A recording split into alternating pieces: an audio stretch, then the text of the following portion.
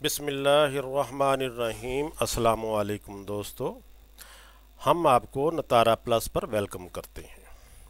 Viewers, آج ہم business corner میں بینک لون یعنی بینک قرضوں کے حوالے سے پارٹ 2 ویڈیو لے کر آئے ہیں۔ اس سے پہلے پارٹ 1 میں قرضوں کی عمومی اقسام اور شرائط کا ذکر کیا گیا تھا۔ تنخواہ دار افراد اور بغیر کسی سیکیورٹی کے چھوٹے قرضے یعنی پرسنل لون اور کریڈٹ کارڈ وغیرہ پر تفصیلی بات ہوئی تھی۔ ویورز، ہم بینک لون کے پارٹ 2 میں ایک بہت ہی اہم سیگمنٹ یعنی بے روزگار نوجوان جو کہ فارغ ہیں، تعلیم یافتہ ہیں، کچھ کرنا چاہتے ہیں اور ایک مناسب بزنس کے مالک بننا چاہتے ہیں پر تفصیلی معلومات مہیا کریں گے۔ دوستو، ان امپلائڈ یا بے روزگار افراد کو کاروبار شروع کرنے کے لیے قرضہ کی شکل میں مالی معاونت مہیا کرنا بینکنگ سیکٹر کا ایک مشکل اور پیچیدہ پہلو ہے۔ بینک بے روزگار افراد کو کاروبار شروع کرنے کے لیے قرضہ فراہم کرنے سے ہمیشہ بچنے کی کوشش کرتے ہیں۔ اس کی کچھ وجوہات ہیں جو کہ ہم یہاں پہ بیان کرتے ہیں۔ اکثر بے روزگار افراد کے پاس مناسب تعلیم نہیں ہوتی، کسی کام کو کرنے کے لیے مطلوبہ ٹریننگ یا تربیت اور تجربہ بھی نہیں ہوتا۔ ان کے پاس قرضہ حاصل کرنے کے لیے بینک کو دینے کے لیے مناسب گارنٹی یا سیکیورٹی کی بھی کمی ہوتی ہے۔ مزید برآں، یہ بھی خدشہ اپنی جگہ پر موجود رہتا ہے کہ نیا کاروبار چلتا بھی ہے یا نہیں۔ ان تمام مشکلات کی بنا پر بے روزگار افراد کو نئے کاروبار کے لیے حصول قرضہ میں بے شمار دقتوں اور رکاوٹوں کا سامنا کرنا پڑتا ہے۔ تو دوستو، اس کا حل کیا ہے؟ نوجوانوں اور بے روزگار افراد کو نئے بزنس کے لیے قرضہ فراہم کرنے کے عمل کو ممکن اور آسان بنانے کے لیے حکومت یعنی اسٹیٹ کو آگے آنا پڑتا ہے۔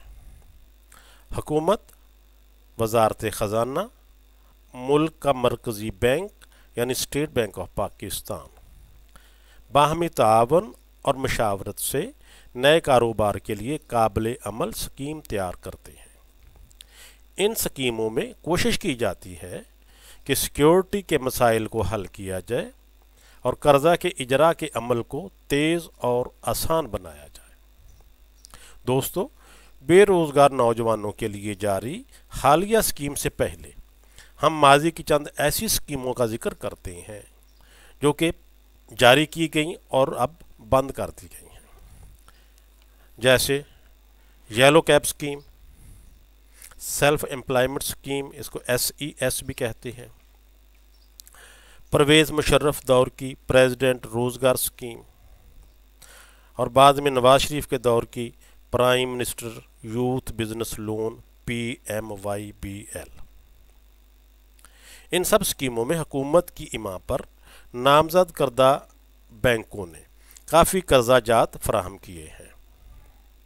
ویورز، یہ بات بھی ذہن میں رہے کہ ایسی قرضہ اسکیموں میں حکومت کی معاونت کی وجہ سے زیادہ تر قرضہ دارز یہ سمجھتے ہیں یہ قرضہ نہیں بلکہ گرانٹ ہے یا امداد ہے، لہٰذا اس اسکیم سے حاصل کردہ قرضوں کا ڈیفالٹ ریٹ بہت ہائی ہوتا ہے، جس کی بنا پر بینک اس قرضہ کی اسکیم کی مخالفت کرتے ہیں۔ دوستو، اب ہم آتے ہیں ملک میں بے روزگار افراد کو کاروباری قرضہ فراہم کرنے کی موجودہ اسکیم کی طرف۔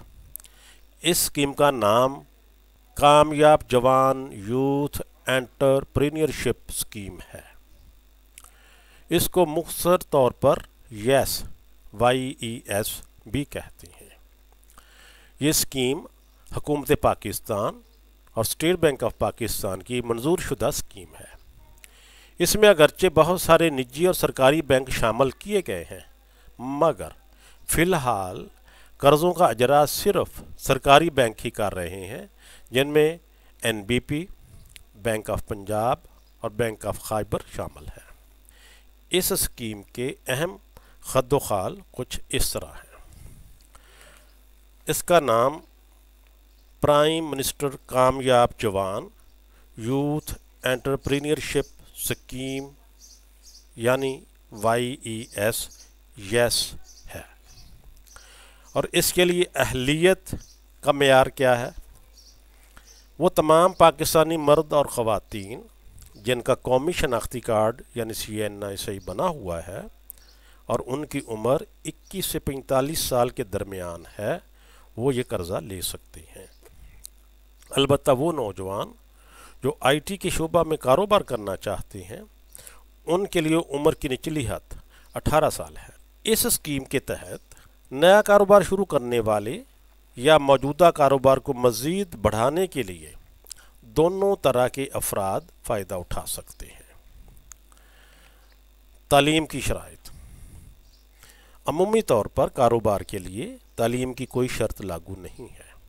IT से वाबस्ता बिज़नेस करने के लिए कम अज़ कम तालीम मैट्रिक है।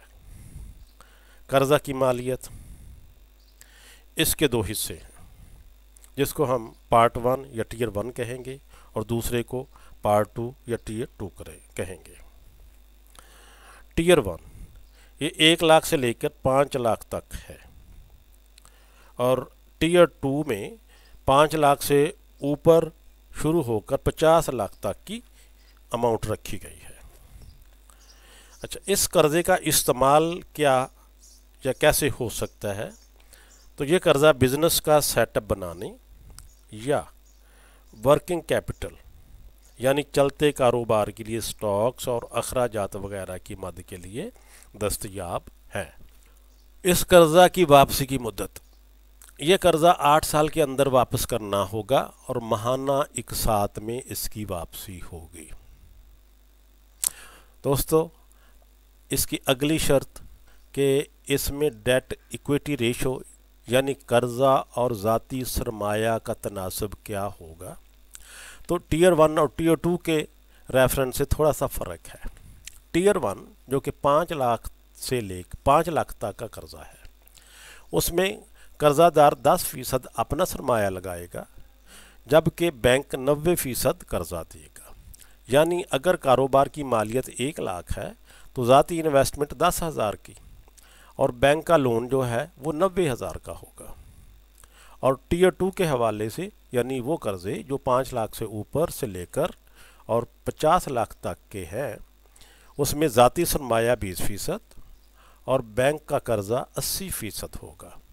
यानी कर्ज़ा लेने वाला फ़र्द ख़ुद से अगर 2 लाख लगाता है तो बैंक 8 लाख का कर्ज़ा जारी करेगा। और ये कैलकुलेशन 10 लाख के बिज़नेस के लिए मिसाल के तौर पर मैं बता रहा हूँ। इसमें ख़वातीन का भी मखसूस कोटा रखा गया है। ख़वातीन की हौसला अफजाई के लिए 25% कोटा ख़वातीन के लिए मुख्तर किया गया है, जबकि बाकी जो 75% है वो मर्द और ख़वातीन दोनों के लिए ओपन है। इस कर्ज़ा के लिए सिक्योरिटी क्या होगी यानी ज़मानत क्या होगी? जिस तरह मालियत के 2 हिस्से हैं, इसी तरह सिक्योरिटी भी 2 तरह की है। टियर 1 यानी 1 लाख से लेकर 5 लाख तक के कर्ज़ा में कोई ख़ास सिक्योरिटी नहीं, कर्ज़ादार की शख्सी ज़मानत और चंद दूसरे कानूनी कागजात जैसे प्रॉमिसरी नोट, लोन एग्रीमेंट, ज़मानतनामा यानी गारंटी फॉर्म, कारोबार के स्टॉक्स या अशिया पर चार्ज जिसे हाइपोथिकेशन कहते हैं के लिए लेटर ऑफ हाइपोथिकेशन लिया जाएगा। इसके अलावा लेटर ऑफ सेट ऑफ और ट्रस्ट रिसीट भी ली जाएगी। टियर 1 के कर्ज़ा को क्लीन कर्ज़ा ख्याल किया जाता है क्योंकि इसमें कोई भी टेंजिबल सिक्योरिटी नहीं ली जा रही होती। अब टियर 2 के कर्ज़ा जात की सिक्योरिटी की बात करते हैं। ये कर्ज़ा जात 5 लाख से ऊपर से स्टार्ट होते हैं और इसकी हद 50 लाख तक रखी गई है। इनके लिए टियर 1 के सारे सिक्योरिटी कागजात और इसके अलावा किसी प्लाट, दुकान, मकान वगैरह की रजिस्ट्री और रहननामा या ज़मानत के तौर पर कैश सिक्योरिटी जैसे defence saving certificate, regular income certificate या कोई माहाना आमदनी सर्टिफिकेट वगैरह बैंक के पास रखने होंगे। مزید سونے کے زیورات بھی بطور سیکورٹی یا ضمانت رکھوائی جا سکتے ہیں۔ اب دوستو اس اسکیم کے ریٹ آف مارک اپ کی بات کرتے ہیں۔ تو ٹیئر 1 کے لیے جو کہ 1 لاکھ سے لے کر 5 لاکھ تک کا ہے، اس کا شرح مارک اپ قائبر کے ساتھ 5 جمع کر کے رکھی گئی ہے، یعنی قائبر پلس 5، اور قرضہ لینے والا اس پر 6% دے گا۔ یعنی اگر قائبر کی ویلیو 8 ہے تو شرح مارک اپ 13% بنے گی، وہ 5 جمع کر کے، اور قرضہ لینے والا 6% دے گا، باقی حکومت پاکستان 7% ادا کرے گی۔ ٹیئر 2 جو کہ 5 لاکھ سے اوپر سے لے کر 50 لاکھ تک ہے، اس کے لیے شرح مارک اپ قائبر پلس 4 رکھی گئی ہے۔ قرضہ لینے والے کے ذمے 8% آئے گا، یعنی اگر قائبر اور اس میں 4 جمع کر کے 12 بنتے ہیں تو 8% قرضہ لینے والا اور باقی 4% حکومت پاکستان برداشت کرے گی۔ یہ بات ذہن میں رکھی جائے کہ قائبر کی ویلیو ہر 3 ماہ، 6 ماہ یا سال بعد تبدیل ہو جاتی ہے، کم یا زیادہ ہوتی رہتی ہے۔ مگر اس تبدیلی کا اثر حکومتی حصہ پر ہوگا، جبکہ قرضہ لینے والا فرد وہی 6 یا 8% پورے عرصہ کے لیے یہ فکس ریٹ، اس کے لیے فکس ریٹ ہوگا۔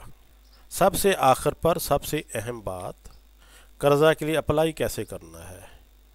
یس یعنی یوتھ انٹرپرینیورشپ اسکیم کے لیے آن لائن اپلائی کرنا ہوتا ہے۔